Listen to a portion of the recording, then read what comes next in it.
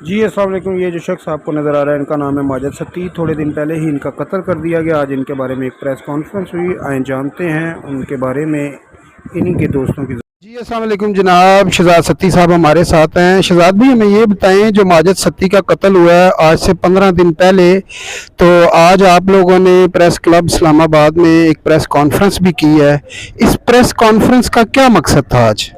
جی السلام علیکم ورحمۃ اللہ وبرکاتہ۔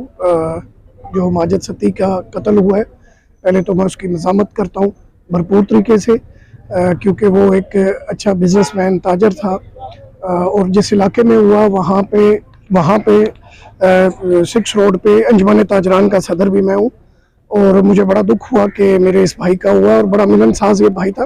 آج جو پریس کانفرنس کی گئی ہے یہ اس کی فیملی کے ساتھ اظہار یکجہتی کے لیے کی گئی ہے، اور ہم سب اس چیز پہ ہیں کہ ہم نے اس کی فیملی کو باور کروایا کہ کسی طرح سے بھی وہ اکیلے نہیں ہیں، ہم سب ان کے ساتھ ہیں۔ اچھا سر، سننے میں آ رہا ہے کہ پولیس صحیح تعاون کر رہی ہے ان کی فیملی کے ساتھ؟ الحمدللہ پولیس ہمارے ساتھ تعاون کر رہی ہے، اور بہترین طریقے سے ان کے لوائقین کا بھی کہنا ہے کہ وہ بڑے مطمئن ہیں پولیس کی انویسٹیگیشن سے۔